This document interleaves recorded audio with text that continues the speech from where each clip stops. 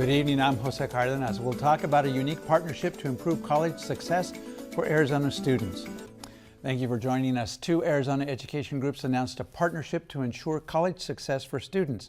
College Success Arizona and Arizona Community Foundation will expand efforts to coordinate student funding and support services. Joining me to talk about this partnership is Rich Nickel, President and CEO of College Success Arizona. Rich, thanks for joining us on Horizonte.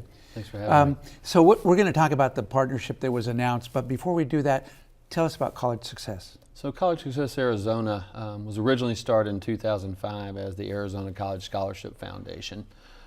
Governor Napolitano worked with several leaders around the state because Arizona, as you well know, has some issues when it comes to state funding for students in the state, especially low-income, high-potential students. The goal was really to raise capital to then give away in the means of scholarships to low-income, high-potential students to really align ourselves with what the business needs are here and the economic needs, which is to provide more skilled workers as business enters the state. So you've been doing this for almost 10 years. Right. Why the name change? One thing we recognize is that the Arizona College Scholarship Foundation name presented certain challenges. In Phoenix especially, the foundation name implied that maybe we were fully funded, givers instead of raisers, if you will. We wanted to make sure people understood that we are in the business of raising capital in order to give that away to our students. There was also some other interesting concepts there. We really wanted to be a success organization that used scholarships and mentoring as tools to make people successful, not really just known as a narrow scholarship foundation. We think our focus and our impact can be a little wider. And that is one of the areas of evolution of the scholarship fund, right, that you and I talked a little bit off camera, which is that now you're offering services to ensure success, as the name implies. Right. As we really took a look at what we thought we did best and what we had feedback on that we did best, it was not just getting the students access to school, but a lot of people don't realize that just getting that access doesn't mean that student's going to graduate.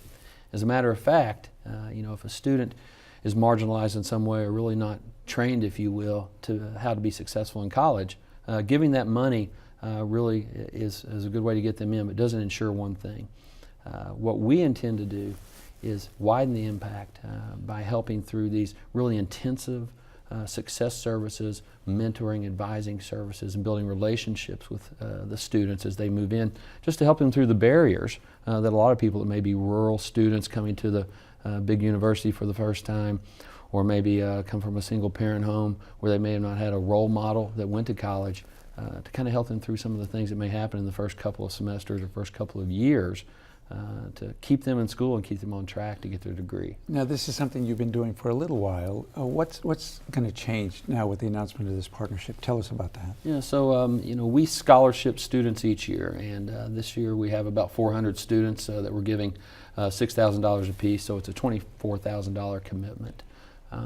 We've always provided these services to those that we scholarship, and we've seen graduation rates of all these students that are Pell Grant eligible over 70%, which is roughly double what the standard graduation rate would be around the state for that type of student. When we really looked at how we could increase our impact and how we could help the state the most, we said, hey, why don't we take what we do best, this mentoring, and provide it to more students through partnerships that we may create with universities, colleges, other large scholarship foundations that may not offer these types of services. And so you're doing that now with the support of the Arizona Community Foundation, which, as I understand, what they're doing is they're taking advantage of the fact they've got a lot of scholarship funds, but it's just the money, and I don't mean to diminish the importance of that. You're now providing the added services. Right. So when we started talking with the Community Foundation, one thing we realized is they had a great market of scholarship funds there, and they're serving lots and lots of students every year, and most of those students are students we're very interested in. Low income, first generation, diverse students who are really the opportunity group that we need to help to really move the needle when it comes to the achievement gap here. So in talking with them, we said, hey, what if we provide the services we're really good at and work with you to help make your programs better? And at once, Steve Sells now, who's the CEO over there, thought that was a terrific idea and really worked hand in hand with us to let us get closer to their funders and explain what we're doing. And eventually it came to this partnership. You mentioned diverse students. A lot of these scholarships go to Hispanic, Latino students. Why is that important? Well, in Arizona, we know a few things. One is that we have a rising Hispanic, Latino population shift. Somebody said the other day to me, they said, don't talk about the changing population, talk about the changed population because it's already happened. So by 2030, the state has set a goal for itself to have at least 60% of its adults have at least associate's degrees or higher.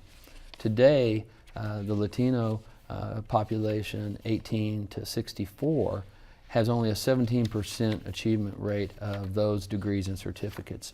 So we know if we don't really focus on increasing that achievement among the rising Latino population, that there's no way we can mathematically reach those goals. And if we do reach those goals, the economic impact to the state is just tremendous. You know, you can draw straight lines between achievement at the post-secondary level and poverty levels. They work hand in hand.